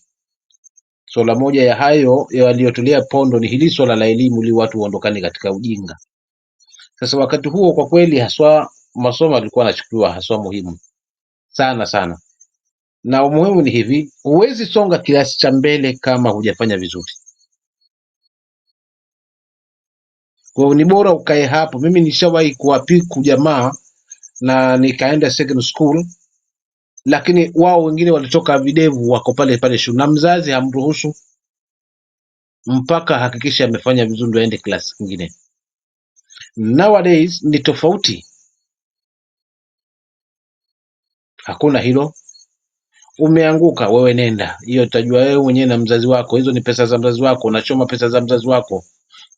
Ile kwamba mwalimu wanapewa mafunzo, wanafuata ile mafunzo wanaopewa haswa kuweza kuwahandle watoto vizuri, hakuna tena siku hizi. Lakini pia na sisi wazazi pia nasi tunachangia vile vile kwa kutoiweka elimu mbele kama awali. Kwa hiyo ndo tofauti ambayo naweza nikasema kwa nini hawa watoto wa class 6 hesabu class 3 na washinda, ni kwa sababu ya hilo kwamba wamesukumwa tu yaishe, watu watangaze mishahara yao mwisho wa mwezi. Lakini vile vile pia na haswa ukiangalia government school, kwa sababu mimi ndio hapo nilipo zaidi, unakuta sasa mara kwa mara watoto kurejeshwa nyumbani, mara school fees, vijisababu ambavyo vielezeki, mara walimu wameajiriwa hawatoshi. Kuna kila aina siku hizi, ofisari umeingia kila sehemu kwa kweli. Kwa hiyo swala hili halichukuliwi maanani kama pale zamani tulivyokuwa sisi, kwamba huwezi songa darasa lingine kama hujafanya vizuri. Na kama tutapata viongozi, na kwa nini sasa yametokea haya, pamoja nikikombana na hilo la magavana, kwamba kuna huo mgao ambao umetengwa haswa kwa sehemu husika ambazo zina shida kama zile, kwamba walimu wasipate tabu. Hizo hela zinaenda wapi? Lakini je, viongozi wa kule wako wapi? Kwa hivyo wananchi kila tukilalamika kivyovyote vile ni kwa sababu ya kutochagua viongozi kwa umakini zaidi. Labda tunakimbia kwa huu mfumo ambao umekuja sasa hivi, kwamba ili ikija kutueleza ili tukupe sikio, lazima kwanza tukuangalia umejibebaje mfukoni, ndio tupate nafasi ya kuweza kukaa. Maana tukikuacha tu wewe utatimka nazo, alafu itakuwa si jambo la mbolea, mwisho wa siku tunajipata hapa na magumu. Kwa hiyo wanaonyima haya maendeleo haswa na wanaonyima watoto kwa viongozi husika, kama ulivyotangulia kusema kwamba wanajua shida za watu wao ni nini, lakini kwa kuzipa mgongo na kuongozwa na tamaa za tumbo lao, tunakuta kwamba hali ndio inazidi kuwa tete zaidi. Halina tofauti tu na hili ambalo tunalishuhudia sasa hivi, kwamba kuna uongozi lakini unaipa mgongo katiba. Umeshadia leo wewe Benson, nani ndugu yangu Ben, kwamba watu wameitwa pale kuweza kuona kwamba kuonyeshwa kwamba uweni ODM yenu, lakini ODM yangu imejaa pomoni. Na cha ajabu waliojaza hata hao wana ODM pia wamebandikwa yellow, wana NC yellow, wana CU Jubilee, kila mtu amebandikwa yellow. Sasa hapa utazijua kwamba hawa ni, unajua ni unaona ambao wamepanga yake na hakuna cha kupinga. Jamani, kikatiba kwa kweli ukiangalia ni sawa haswa, lakini kwa sababu niko na nguvu, I can do whatever I can do. Katiba si lolote kwangu, katiba ni mtoto kwangu. Katiba naweza ikanyagia haswa na kaikunja kulingana kwamba, so haya ndio mapungufu ambayo tunayashuhudia, kwamba tukiwa na uongozi mbovu tutegemee vitu vibovu na mipangilio mibovu, na mwisho wa siku kusambarika kwa haswa aidha kwa eneo fulani ama kwa taifa husika. Tukishangaa na haya ambayo tukiangalia haya yaliyotokea jana ya Gachagua, ambayo pale ndani kuna watoto wadogo, kuna wamama, kuna everybody yuko pale, lakini eti hili kalipanga yeye mwenyewe binafsi. Mimi kwa kweli, ndugu yangu Ben, haliniingia akilini, kwa sababu hawezi panga mara 4 ndani ya taifa ambalo lina waziri wa usalama, ndani ya waziri ambalo lina tume ambazo zinasimamia na masuala kama hayo, kuna tume za uchunguzi. Kama kweli wanapanga haya matokeo yote yanayopanga, mbona mkono wa sheria usifanye kazi yake? Sheria tumeziwekewa nini? How comes yanafanyika haya, then mnatukua kwamba mnakuja kwa mwananchi kwamba msibabaishwe na yale hayo ya kupanga aje. Pili, atapangaje kwa watu wake ambao wanaelewana lugha, lakini aamua kwamba waumizwe matia gas, watoto waumizwe kwa sababu wanatafuta kiki?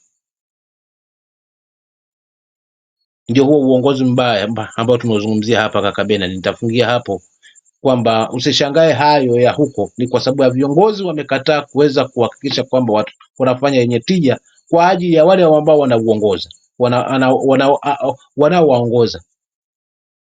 Ni kuwatumia tukamatishwa makamagogo, wakishavuka basi wanatumia kama dau, wakishavuka mtoni basi ninageuka kwa gogo. Asante, nitaachia hapo na mimi pia angalau nipate kupata kumeza mate. Asante sana msimamo, na umesema hivyo ndivyo ilivyo, na kama tutaweka katiba kando, wale watu ambao watakuwa wa kwanza kulia watakuwa hao viongozi, kwa sababu hiyo vyeo vyote vya uongozi ni watoto wa katiba. Tukiondoa katiba, inaenda na watoto wake. Rais ni rais kwa sababu ya katiba, bunge ni bunge kwa sababu ya katiba, senate ni senate kwa sababu ya katiba, county ni county kwa sababu ya katiba. So wakati tunaamua kuweka katiba kando, basi tukubali pia, kwa vile hakuna katiba mpya, basi hakuna county hakuna president, hakuna judiciary, hakuna everything, because those are children of the constitution. And then of course sense of responsibility. Wengi wetu kama Wakenya lazima tuwajibike kwa haya masuala ya uongozi.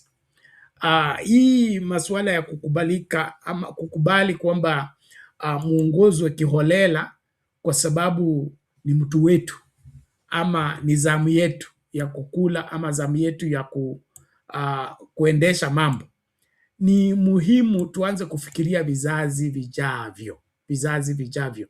Na hiyo ndio napendea sana nikikumbuka walimu wangu wa primary aswa, walikuwa wachezi na masomo, kwa sababu waliona kwamba hawa watoto wamepitia mikononi mwangu, sitaki kuwa hand over kwenda huko mbele wawe wakiulizwa mwalimu wako alikuwa nani alafu wanadunishwa kwa sababu hawakulelewa vizuri kimasomo.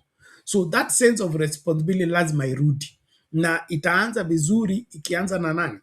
Na serikali yenyewe, alafu walimu wenyewe. Na kama una wito wa walimu, tafadhali wachana na walimu. Okay, wachana na walimu, wacha wale wako na wito wa walimu waingie huko, kwa sababu kuna zaidi ya kuwa na masomo, kuna zaidi ya kuwa na taaluma ya ualimu. Kuwe na ile wito wa ualimu, mtu ambaye anaweza kujitolea kuhakikisha kwamba huyu mtoto wangu ni slow learner, lakini I can slow down to ensure that they get what they need to get. And then as they get, you push them to improve so that there is progress, not jumping from class to class without improving in their understanding and of course their capacity to articulate what they wish to pass across. And so there is a lot that we must do as a people, and that is we must refuse to succumb to bad leadership. Au viongozi ambao wana resort kwa violence and then wana turn around wanasema is stage managed. I cannot buy into that stage managed thing, because sababu ya kuwa serikali Mimi wakati kwa naanza masuala ya kuhubiri kama vijana, ilikuwa enzi ya Moi, unakusanya vijana 50 kwa hall, utakuwa na mtu wa DCI hapo.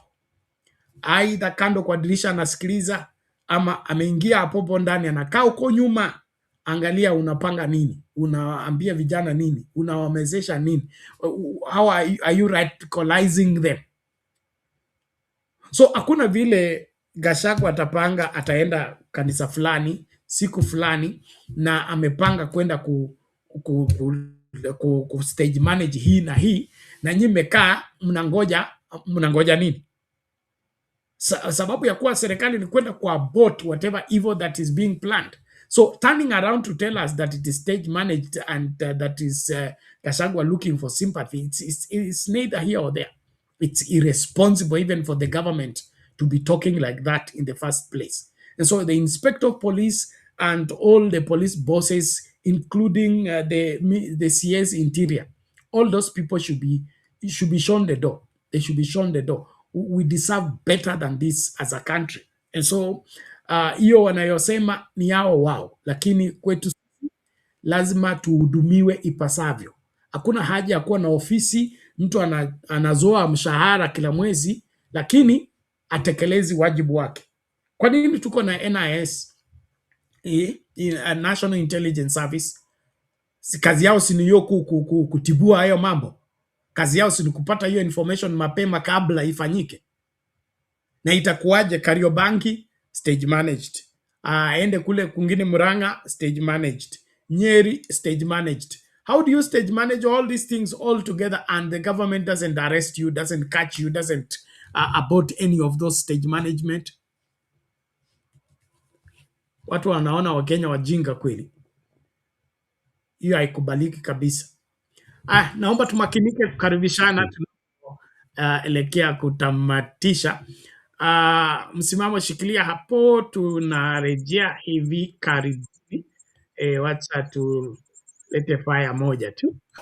Mtu ambaye haui vijana bado anaweza kujenga barabara. Kwa nini mna insist huyu mtu ambaye anaua watu aendelee? Mimi najua Kenya hii it cannot afford another 5 years of William Ruto. It cannot afford another year of William Ruto. Mtu ambaye haui vijana bado anaweza kujenga barabara. Kwa nini mna insist huyu mtu ambaye anaua watu aendelee? Mimi najua Kenya hii it cannot afford another 5 years of William Ruto. It cannot afford another year of William Ruto. Mtu ambaye haui vijana bado anaweza kujenga barabara. Kwa nini mna insist huyu mtu ambaye anaua watu aendelee? Mimi najua Kenya hii it cannot afford another 5 years of William Ruto. It cannot afford another year of William Ruto.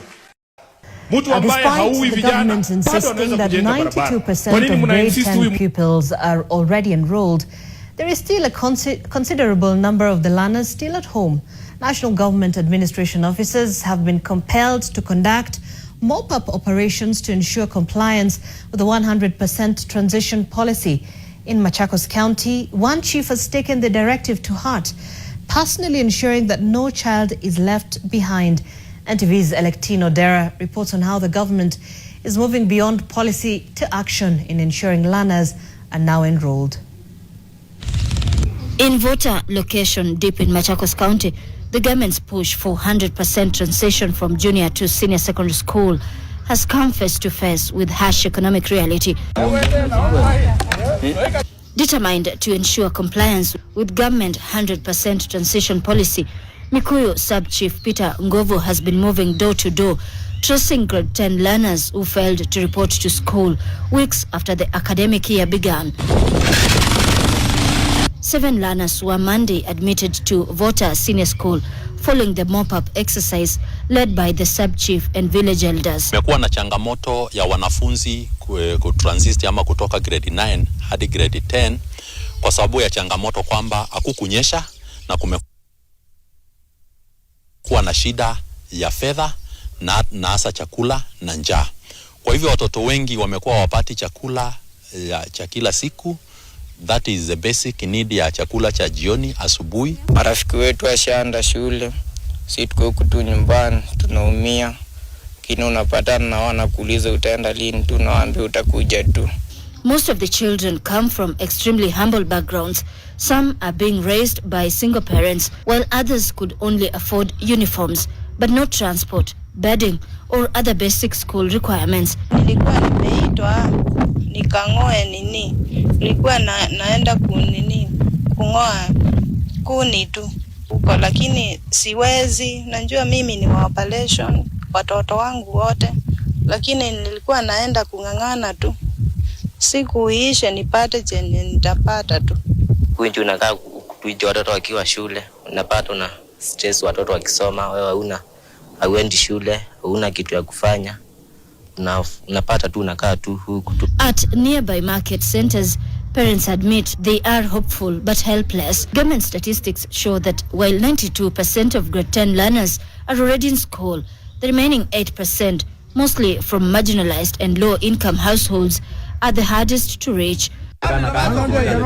Ironically, even as some children remain home, several schools across the country are yet to receive a single grade 10 learner, raising questions about planning, capacity and equity in the rollout of the competency-based curriculum. Nimepata wazazi ambao kidogo wanajiweza, lakini hawakuwa wanaona umuhimu wa kupeleka watoto shule, na wazazi ni kama 3.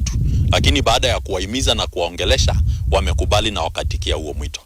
Education Cabinet Secretary Julius Ogamba has acknowledged the challenge.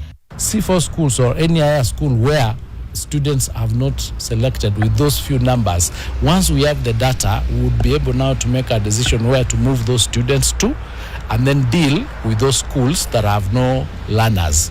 Obviously, it means that a school that does not have grade 10 also does not have Form 2. Because this year, remember, we don't have Form 2. That means they only have Form 3 and Form 4. So we'll work together with TSC to rationalize that space, and we are doing the analysis. We've extended the final week for enrollment is this week. Once we have the final data, we'll sit down as a ministry, as a government, make a decision about those schools, but you can well see what will happen to those schools. As the government races to account for every child, the question remains, will mop-up exercises be enough to bridge the gap between national statistics and the lived reality of every poor Kenyan household? Electin Odera, NTV, Machakos County. Msimamo wamepakua chakula kwa sahani. Sasa wanasema kilikuwa kijaiva, tukarejeshe kidogo kwa sufuria tukapike tena. Unajua haya ndo mapungufu ya kuweza kuleta watu wako wa karibu ili kuweza kuregesha mkono. Maana hautafanya lenye tija la kuweza kuchagua wale wenye tajriba, uwezo, bali utachukua wale ambao utaregesha mkono, na at the same time pia unaweza wakunja ili waweze kusimama mahali kwako. So kama kuna mambo kama haya ya shule kama hivi ninavyozungumzia, ndio unaambiwa kwamba bado hatujamaliza hapa, nataka turekebisha. Basi mmalize kwanza. Sasa hii operation hakuna kubakisha mtoto. Kama kutakuwa hakuna mipango yenye tija huko tundako, itakuwaje? Anyway, hapana shida, wacha watoto waende mashule. Lakini kiukweli haswa upungufu ambao mimi nitamaliza nao hapa ndugu yangu ni kwamba kuchagua nyadhifa, yani sehemu muhimu kuweza kutiwa mikononi kwa kuweza kupeana watu ama viongozi ambao ni either kwa njia moja ama nyingine, kwamba either kurejesha mkono kama nilivyotangulia kusema. Sasa kwa swala kama hili la Gachagua, nikitoka tu ile elimu kidogo ili nijenge hoja yangu, waziri husika anafanya nini kwa ofisi hiyo? Tumeita IPOA, inafanya nini? But kuna hii kitu ambacho tumeletewa sasa hivi, ndio maana katiba inapewa mgongo. Tunataka kutogeshwa pale kwamba hii ni order imetoka kutoka kwa mzee. Ulisikiza sana Oscar Sudi akijaribu kuzungumzia swala hili la Gachagua, nikajua basi we are there back in what he used to be. Kama tulivyoona sisi tulishuhudia haswa kwamba mzee kasema mpaka sisi tulikuwa tunaimba tunafuata nyayo. So katika hiyo hali bado tunaletwa kule, na mwisho wa siku utaona sasa ugatuzi unaanza kupewa mgongo nao kimpango. Wale wanakuja ni commissioners ndio wana take part zaidi. Kwa hiyo hapa tuna mapungufu tele kwa kweli, mapungufu tele kabisa kwa kweli. Serikali ya Uhuru tuliona kina Matiang'i wakiwa hawaji-involve kabisa na masuala ya siasa. Akina Mutahi Kagwe wakati huo wa COVID-19 na kadhalika, ndio hawakuwa sahihi kabisa, lakini pia tuliona kulikuwa na mabadiliko kwamba hizi wizara haswa zinasimama tija. Ndio wakati wa kina Machogu na akina Matiang'i wakati huo masuala haya ya elimu na yalinyoka, kwa sababu wameletwa kwa ajili ya kazi hiyo waliosomea na hawaruhusiwi kufanya kitu kingine zaidi. But this time around unamchukua huyu ni mwanasiasa, unambandika uwaziri hapo kwenye waziri, anataka akapige siasa, lakini kwa sababu ni mtu wangu, acha kae hapo, kwa sababu nitamwambia simamia hapo, maana patanilinda hapa, nikitaka hili litafanyika, nikitaka hili litafanyika. So lazima niweke watu ambao wamenizunguka wa karibu kwa ajili kwamba watanilinda, si kwa ajili ya yule ambaye namuongoza. That's about situation ambayo tuko nayo, na ndio haya mapungufu ambayo tunakuta maendeleo hayawezi yakaenda popote pale, si masomo, si masuala la afya, kwa sababu wale ambao wanapewa haswa kazi hizo husika hawapo katika hilo. Ni sawa tu na kiongozi ambao tuko naye haswa ni mzuri katika kupanga siasa, lakini katika roho ya uongozi haipo ndani yake.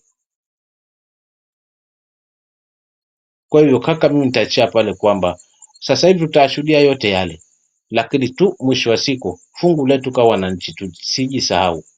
Ikifika 2027 tufanye jambo lenye msingi kwa kuweza kuangalia viongozi na track record zao, kama wanavyodai basi tuonyeshe kwa vitendo. Ibakile basi, lakini tumeonyesha kwa vitendo, tena tumetoka kwa wingi kuhakikisha kwamba tunahakikisha kwamba uongozi ambao utakuwa hauna tija kuanzia kwa ngazi zote zile hatupi mbavu. Ikifika 2027 tutakuwa tumepona. Na tutalitimizaje hili? Ni kwa kuondokana na ujamii, hata kama yuko ovyo ni mtu wetu. Jamani, tualengwa jamii hii tuje jamii moja wa Kenya, kwamba shule kama hazifanyi vizuri ni sisi wote, kama afya haifanyi vizuri ni sisi wote. So whatever goes wrong, it affect sote as a country, as wananchi at large. Haitauliza kwamba huyu ni wananchi wa ODM wala huyu ni wa UDA wala huyu ni wa PLP wala huyu wa nini. Tunayoyashuhudia yanatugusa wote, kwa lazima tufanye lenye tija ikifika wakati huo. Mimi kaka, nitaachia hapo kwa leo na niombe Mungu kesho ni siku. Asante. Sawa, asante sana, tunashukuru kwa mchango wako na tutasonga mbele hivyo hivyo hata hiyo kesho pia ni siku. Ningependa tutamatishie hapa. Huyu Mkenya naye ameamua kutuonyesha kama hatutasimama kuhakikisha kwamba haya yanayoendelea kushambulia watu kanisani tutajipata hapa pa Museveni. So ametengeneza video nzuri hapa ambayo ningependa tujifunze kwayo, kisha tutakuwa na kitu ambacho cha kufikiria kwa makini. Kama vile msimamo amesema, tukienda kupiga kura tupige kura kisawasawa, sio kwa kuchezea wale watu ambao wanataka kuchezea ofisi za serikali. Let's listen to this young man.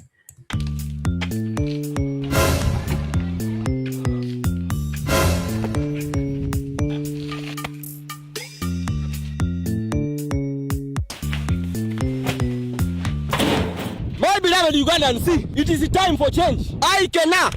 We'll be vying for presidency. We'll be vying for presidency. We'll be vying for presidency.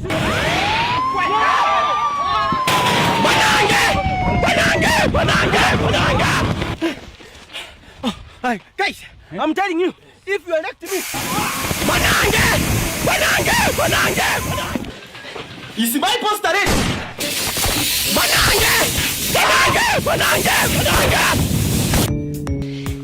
I will be holding my land. Okay, quickly, guys. I want us to talk about our own. Banange! Banange! Banange! Banange! 2,000 years later. I am going back to farming! I am going back to farming! I am going back to farming!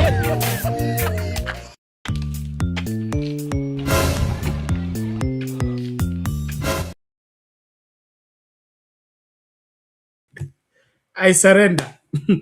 Kama Wakenya mnataka tufikie hapo, basi kaeni.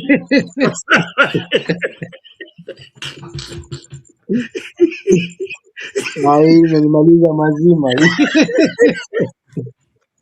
Banange. Hata kama hiyo lugha hata kama hiyo lugha sisikii, lakini kwa hiyo ni banange hiyo. Mambo yaendi sana. Si mchezo. Huyo jamaa mnitafutie, nitaenda kumsalimia. Kama kuna mtu ambaye ameweka hiyo taswira ikaonekana sawa sawa ni huyu. Na tusipoji adhari kama Wakenya, uko ndiko tunaelekea. Kabisa. Kabisa. Kabisa, kila sauti itazimwa, kila sauti itafanywa, kila kitu, kwa sababu vitu viwili, unaona unasumbua cheo.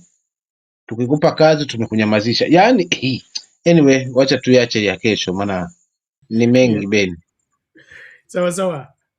Tukutane tutakapokutana. Well, ladies and gentlemen, thank you so much for being part and parcel of the great conversation on Sound Candy Talk. We appreciate every one of you for your input and continued support. I look forward to meeting you again in the next show. Please keep it at Sound Candy Talk. If you have not subscribed, subscribe. If you have not followed us on TikTok and Facebook, please do. And then also understand that we have a live feed of all events taking place around the country throughout the day on our Facebook page as well as our YouTube channel. So if you only follow us on TikTok, there is a whole huge world you don't interact with by not being our subscriber. Right in the bio, there is a link. When you click on it, it will give you where to subscribe on YouTube. I want to thank you so much, and of course, appreciate every one of you for your input in making today's show a success. Let's meet again in the next program. Same time, same place, right here, ensuring that what we must do must be done for our country to recover from whatever loss that we are suffering. Let's make sense of our politics as we ease life for the masses. God bless you.